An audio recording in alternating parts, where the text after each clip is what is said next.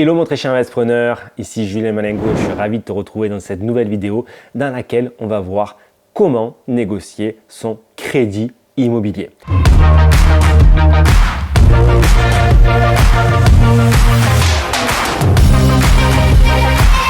Hello à toi. Hello mon très cher investisseur, ici Julien Malengo, j'espère que tu vas bien. La patate.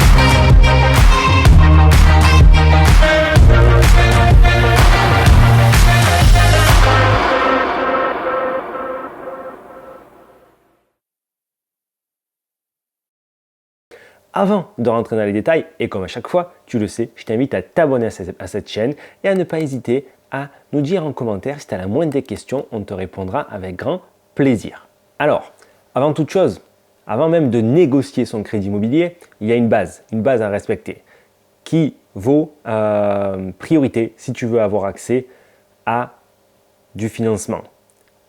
Surtout si tu veux avoir la capacité à créer un cercle vertueux de capacité de financement quelque part presque ou pratiquement illimité. Même à l'heure où je tourne cette vidéo, qu'il y a de plus en plus de contraintes, si tu veux aller au-delà des 35%, si tu veux aller chercher 1 million, plus d'1 million d'encours, tu vas devoir respecter la base avant même de négocier ton crédit immobilier.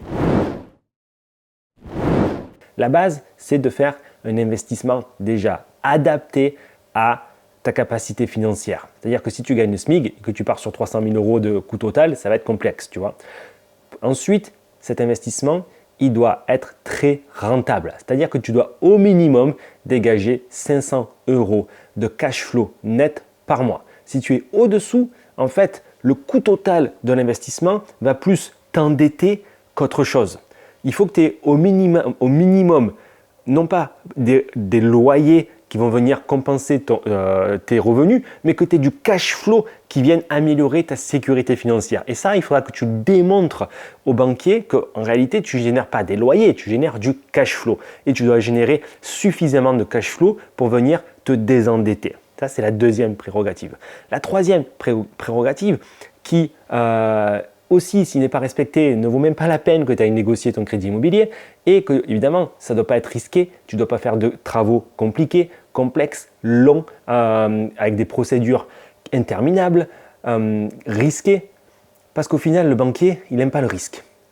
Et en plus, cet investissement, il doit t'assurer de faire une plus-value à la revente de façon significative, pas à 10 000 €, tu comprends? Et tu dois pouvoir revendre dès que tu es propriétaire et pas dans 10 ans. Si tu respectes toutes ces conditions, alors déjà, du coup, tu pars d'un bon pied pour aller chercher du financement. Mais si tu ne respectes pas ces conditions-là, déjà, ça va être très compliqué. Peut-être que ça passera pour une fois, mais la deuxième fois, ça ne passera plus. Ensuite, il faut que tu comprennes une chose, c'est que le banquier, c'est lui qui a le pouvoir de décision, c'est pas toi. Du coup, oublie la liste à l'après-vert où tu vas négocier une liste interminable de choses, à commencer par le crédit, le taux directeur, les indemnités de remboursement anticipé, voilà tout ce que tu peux voir en réalité. Aujourd'hui, le pouvoir, c'est le banquier qui l'a. C'est lui qui te finance.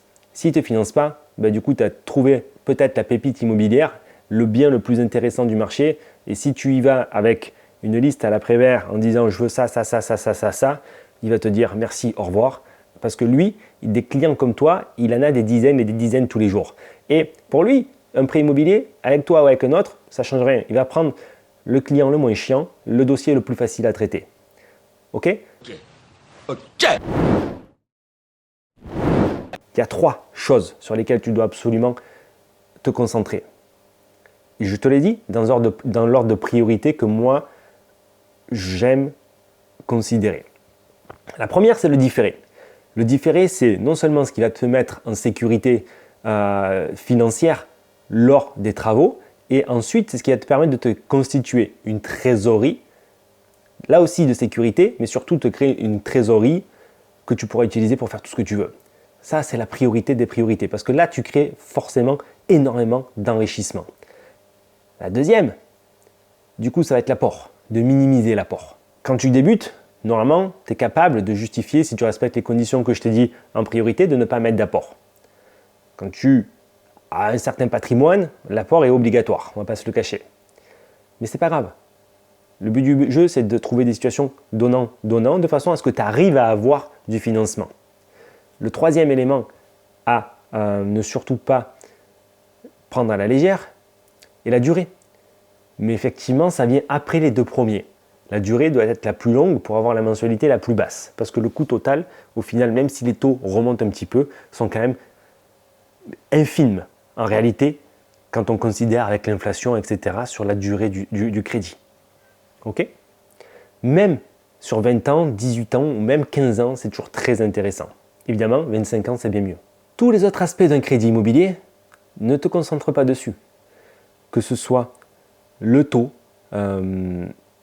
les frais de dossier, les conditions annexes, laisse-le se faire de la marge dessus.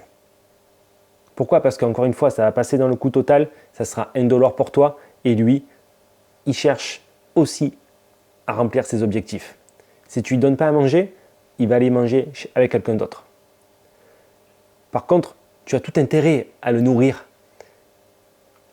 abondamment. Donc, là aussi, essaie de penser de manière commerciale en y disant, moi, il n'y a aucun souci. Je vous prends l'assurance de prêt. Et du coup, je ne vais pas négocier, pareil, à avoir quelques points de moins sur le taux d'assurance. Mais je peux même vous prendre l'assurance santé. Voilà, toutes les cartes bleues. Même premium, quelques mois, aucun souci pour avoir le prêt. Aujourd'hui, ils vendent même des téléphones portables, ils vendent même des alarmes.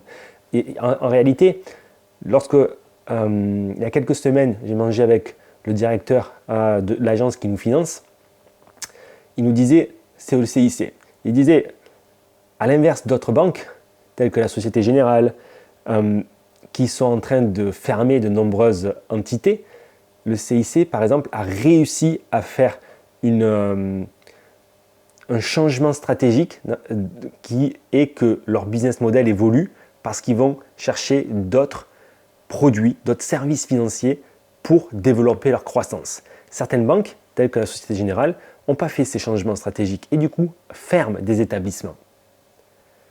Du coup, joue le jeu, donne-leur à manger en fait. Le crédit, c'est pas là où ils gagnent de l'argent. Et certaines banques ont compris ce système-là. Trouve ces banques. Tu comprends la philosophie que j'essaie de te faire passer, c'est qu'en réalité, il ne faut pas que tu penses à court terme, en one shot. Le but du jeu, c'est pas que tu trouves un prêt immobilier. Le but du jeu, c'est que tu trouves un partenaire qui va te financer 3, 4, 5 machines à cash. Comme on te les montre sur cette chaîne où tu arrives à chaque fois à générer au minimum 1 000 € de bénéfices nets par mois. Et là, effectivement, tu n'as pas besoin de dizaines de crédits immobiliers.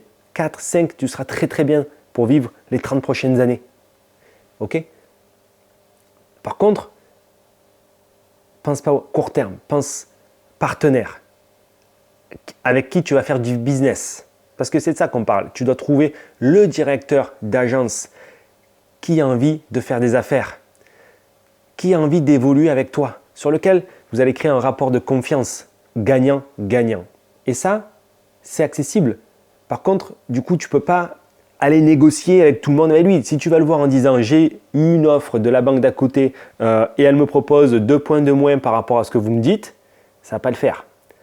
Ce que tu as intérêt de faire, par contre, c'est faire la tournée des banques jusqu'à ce que tu trouves le directeur commercial, le directeur d'agence qui va avoir un bon pouvoir de délégation, qui pourra prendre des décisions sans référer au siège à Paris ou à la région. Il faut que tu trouves ce mec qui a envie de remplir des objectifs parce qu'il a envie d'évoluer, si tu veux, au sein de la structure, de la direction de sa banque, en fait, de prendre des points. Et donc, du coup, il doit faire du chiffre.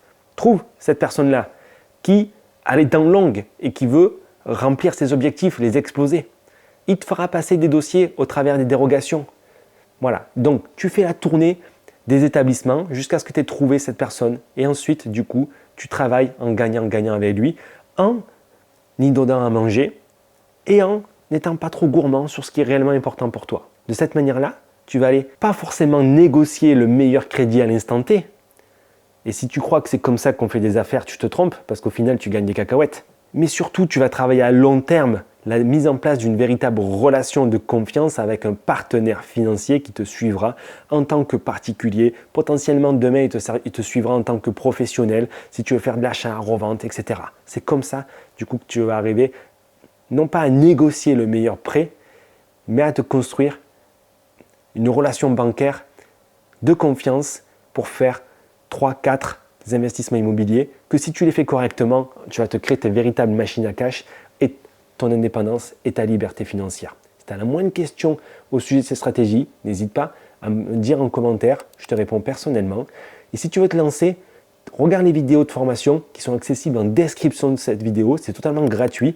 Télécharge les e-books, comprends comment ça marche pour passer à l'action de la meilleure manière que ce soit.